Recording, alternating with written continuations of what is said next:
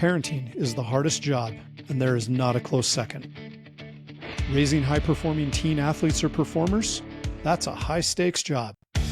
I'm Nate Crandall, joined by fellow certified high-performance coach Steve Galley. We coach ambitious parents like you, and also your high-performing teens, because when you both level up, connection and results don't just improve, they multiply. Welcome to the Stop Parenting and Start Coaching podcast. We have some burning questions for you. Is your teen hiding struggles because every problem turns into your solution? Dang, that's punchy. I got an and a dang out of you on that one. Yeah, that's a tough blind spot, Steve. That's a tough blind spot. It sounds like you have a tough cold. Yeah, well, you know me. It's like the eternal cold. It just perpetual. So that's all right. I'm winning, overcoming. You are winning. Just keep running. That's all that matters, right? Thank you for having a solution for my problem, though. Yeah. Is this why you hide this from me? Because you're tired of me just always, I come in as Felix the fixer. I come in as the, this sounds mafia-like. They bring in the fixer, right? They bring in the guy that's going to clean up the mess after the crime is committed. The cleaner, that's right. The cleaning lady. Not the fixer. So who's the fixer? The fixer is what I, as a parent, turn into when my kid comes to me with a problem. That's the fixer. So this could actually lead to a teen hiding their struggles. I very much think that it does. I think often our teens, they don't want to be a burden. And if our response to most of their problems is to try to jump in and fix it and put the effort in, they'll hold it back for that reason. But they also want to become their own person. They want to solve some of their own problems. And so they'll try to work on it on their own if they think we're just going to try to solve it for them. There's a lot of different reasons they do it, but it definitely, this is super true. You nailed it. That's why you got a dang out of me, because this is an on point question. Should we jump right into some examples? I think that's the best way to get into this. So let's go for it. I love the examples you've got. And of course, these fit into this world that we're immersed in, and that is the world of teen athletics and performing. So you could find these, I dare say, Nate, in drill team, football, basketball, drama, any of the music disciplines, any performing arts. You're going to find this everywhere. Yep. Okay, so the teen basically gives I'm just going to use a general phrase, but the teen says they're frustrated, and immediately the fixer jumps in and says, here's what you need to do. Just do this.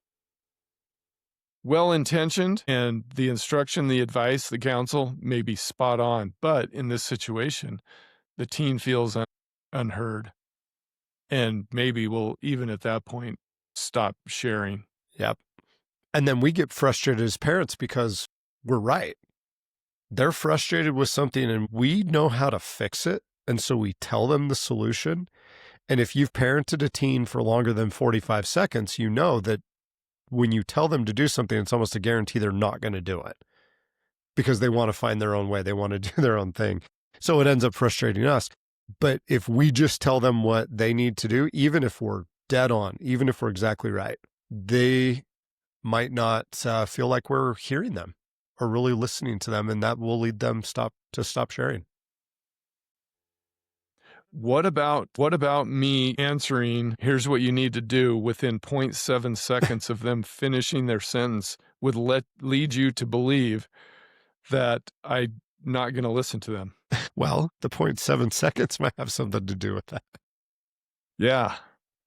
This is why so often it is such a good idea to zip it and listen. Well, as a parent, and go and at that point say, this is a perfect tell me more situation, right? It is a perfect tell me more situation, but here's why we don't do that, because you might need to set the nerd timer here. This is a psychology thing. This is a cognitive bias that we all have called the curse of knowledge. We know, and we know what works. And so it just baffles us that an answer that's so obvious doesn't get there. So we may actually convey a little bit of condescension in our answer too, which especially makes them feel unheard and tune us out. That darn curse of knowledge, because we know we're right and we are right, but how does that come across? How is that being perceived by our kids? It's a sneaky little blind spot there.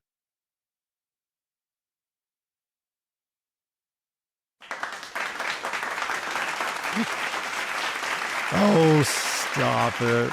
You're just applauding. You're applauding because I kept the nerd timer short. That was good. You stayed within the 45-second nerd timer right there. Go.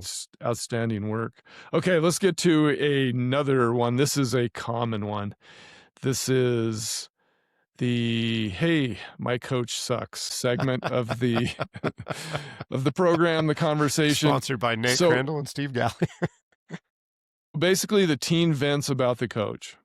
Hey, this is not a rare occurrence. I think this probably happens quite a bit. So the teen vents about the coach, or you could say the performer vents about their coach, their advisor. Yep.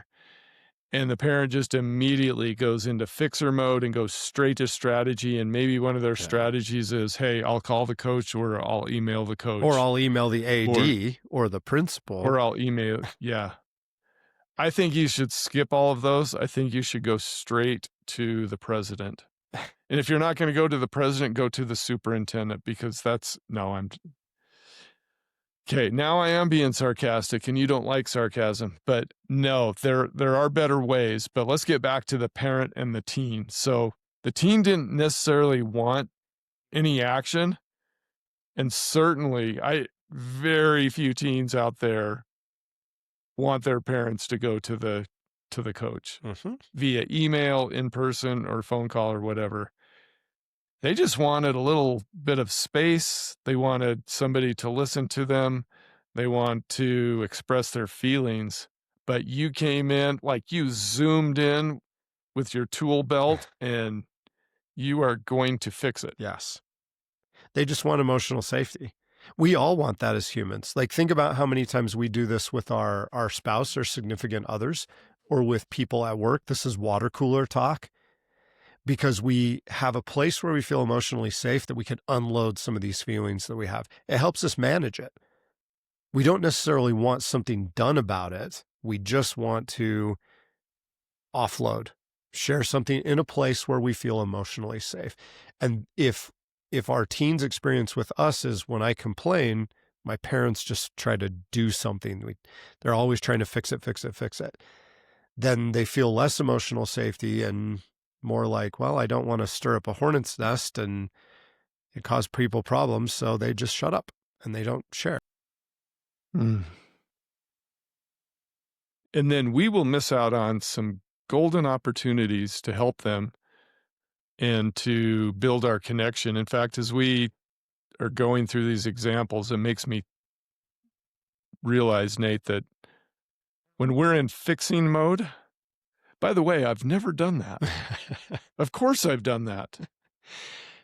Of course I have done that. Can I share a couple of questions after your thought here? Oh, yeah. Well, yeah, let's finish with your questions. Well, no. That, like, specifically to this you have topic, some other... like questions that parents could ask their teens in this situation. I love it when Nate, the co-host of this podcast, asks for permission. I love it. Man, you're such a good guy, Nate. But this makes me realize that fixing is not going to help our connection with our teen if we're just always zooming in with the fixing. Because fixing in itself may not be a bad thing, but it may come later, and it may come in a different way. Yes. But in these situations, we're thinking, oh, we just need to solve the problem, when really they just want, as you said, they want some emotional safety. So being a fixer, always zooming in, always bringing in the new tool that you have, may not help your connection with your teen. Yep. Man, was that kind of harsh? I think it's true, though. I think it's true. I think it's true. All progress starts with the truth. Fixing isn't connection. No. Yeah. It's kind of a substitute. Makes us feel better, but it doesn't really hit the connection button like we want it to. Right. Right. Okay. Hey, hit me with those Okay. questions, and then we have one more. So, we'll have another example. I mean, people know both you and I do the certified high performance coaching thing, and we love to ask people, great questions and help them to solve their own problems. One of the questions that we use, I think, would be super beneficial for parents. If your teen starts venting about a coach or about a situation, about something, ask them, how do you want this to work out? Yeah. And get them to talk about, do you want to do anything about it? And if so, what? How would you want this to turn out? Yeah. How would you want to see this go? I think that would be a great question for a parent to ask a kid there. And then I think another one is, what's one thing, asking your teen, what's one thing you could do in this situation to help provide a solution? And just get them ideating and let them do it. And then if they just want to vent, they don't want to share a solution, that's fine. And you just listen to them, and it kind of lets you get a feel for where they're at and what they need without having to go through the problem of fixing something for them. Right. Because at some point, they may fly the coop. They may leave the nest. Well, I think we all want that, don't we? Yeah.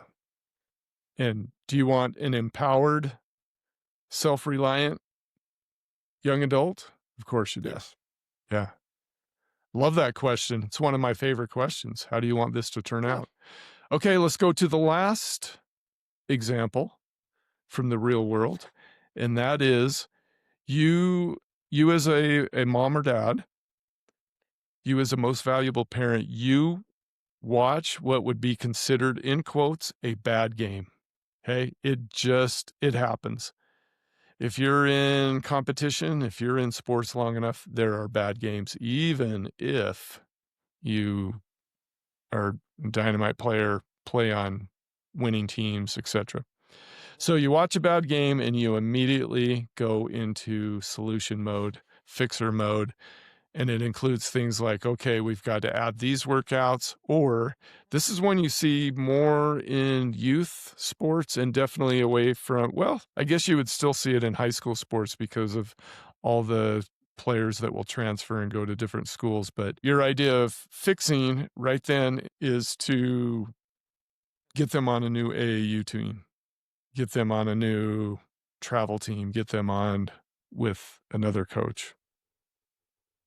So now the teen feels a little bit like a robot, maybe a little bit like a project. A pawn on the chessboard. Commodity. Yes. Yeah. Which may not be your view or your intention at all, but there's some misalignment here.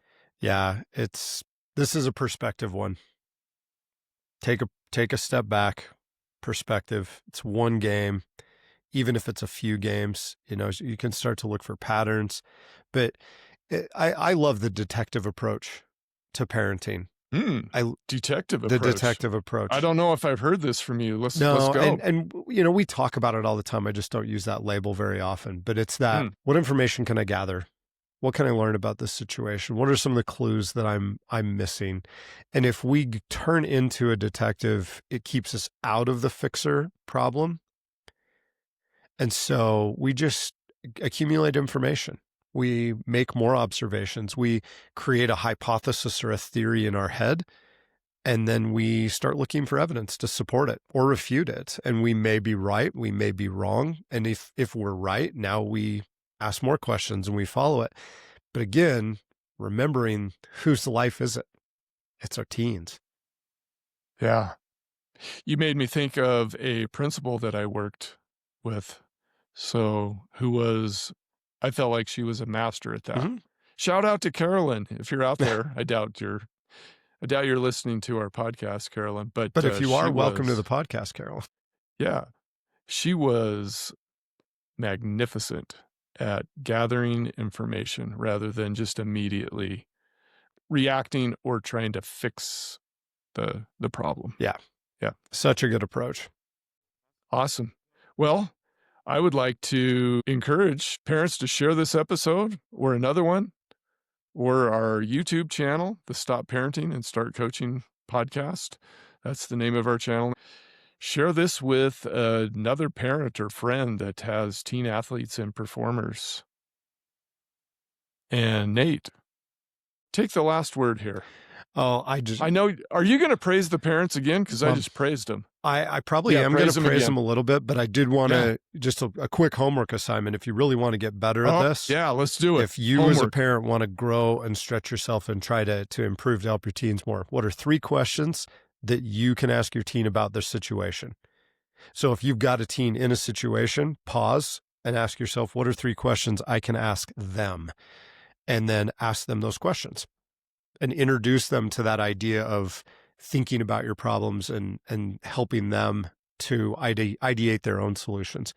Second thing, how can you use this, the situation you find yourself in with the teen, as an opportunity to support my teen's growth? So if my goal as a parent is to get them a scholarship or win them more games or solve the problems for them, I'm probably looking at the wrong thing, blind spot. But if I look at it as this is an opportunity to help support my teen's growth, it changes the way you approach that situation. Parents, you're doing a great job. This is tough stuff. Parenting is the hardest job, and there is not a close second. We really appreciate you inviting us into your journey, and we hope that something we've shared with you helps you to feel like you're doing everything you want as far as connecting with your kids and growing that relationship. Keep up the great work. And Nate, as usual, I had another thought in my mind. So you don't get the last word. I'm taking the last word. Okay. But thinking of when this episode is going to air, it's going to be close to a time where we may have some remaining spots in what we call our Prime Your Mind coaching intensive. This is for teen athletes and performers, male or female. And it's a 6-week course. We also have a short parent session before and after, at the beginning, at the end, to help you support your teens. But this is where we do small group. It's virtual. Anybody in the country, all over the country, can join us. And if you want some details on that, you can find me, Steve Galley. Find me on LinkedIn. Just send me a message, and I will send you some no-pressure details if you're interested in taking a look at what we do face-to-face with a small group of teen athletes. Nate Crandall and Steve Galley would like to thank you for tuning in to this episode. If you love what you're experiencing and learning from the Stop Parenting and Start Coaching podcast, please like, comment, and or leave a glowing review of this episode and the show. And to further help Nate and Steve expand their reach and impact thousands of parents, athletes, and performers, please share the show and subscribe to the Stop Parenting and Start Coaching podcast channel on YouTube.